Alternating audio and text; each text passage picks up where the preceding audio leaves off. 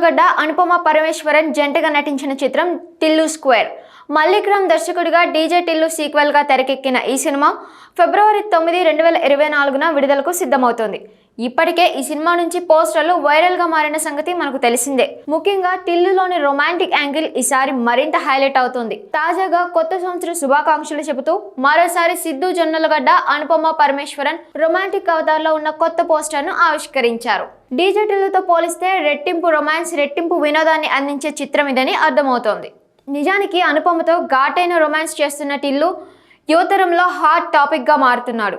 Tillu fans చాలా కాలంగా Tillu square mad ride ను చూడాలని ఆసక్తిగా ఎదురుచూస్తున్నారు. కానీ కొన్ని కారణాల వల్ల రిలీజ్ కొంత ఆలస్యమైంది. ఎట్టకేలకు కొత్త సంవత్సరంలో ఫిబ్రవరి 9న విడుదలవుతోంది. టిల్లు స్క్వేర్ నాణ్యమైన ఉత్పత్తి కోసమే ఈ తపన.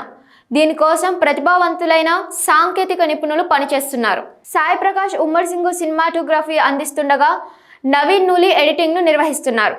అద్భుతమైన కాంపోజిషన్లకు పేరుగాంచిన రామ్ మిరియాల సంగీత స్వరకర్తగా వ్యవహరిస్తున్నారు. టిల్లు స్క్వేర్ కి ముందు వచ్చిన డీజే టిల్లు ఫిబ్రవరి 12, 2022న థియేటర్లో విడుదలైంది. విమర్శకుల నుండి మిశ్రమ సమీక్షలు అందుకున్నప్పటికీ ఈ చిత్రం బాక్స్ ఆఫీస్ వద్ద ఘన విజయం సాధించింది. సిద్ధు జొన్నలగడ్డ తన ప్రేమికురాలు రాధికకు కాబోయే భర్తను హత్య చేసినట్లు ఆరోపణలు రావడంతో టిల్లు జీవితం ఎలా అధ్వాన్నంగా మారుతుందన్నదే ఈ సినిమా. డీజే టిల్లు పాత్రలో అద్భుతంగా నటించిన సిద్ధు జొన్నలగడ్డ ప్రేక్షకులను ఆకర్షించాడు. విమల్ కృష్ణ డీజే టిల్లుకు దర్శకత్వం వహించాడు. టిల్లు స్క్వేర్ లో నేహా శెట్టి స్థానంలో కథానాయికగా అనుపమ పరమేశ్వరన్ చేరింది. సీక్వెల్ అన్ని పనులు పూర్తి చేసుకుని విడుదలకు సిద్ధమవుతోంది.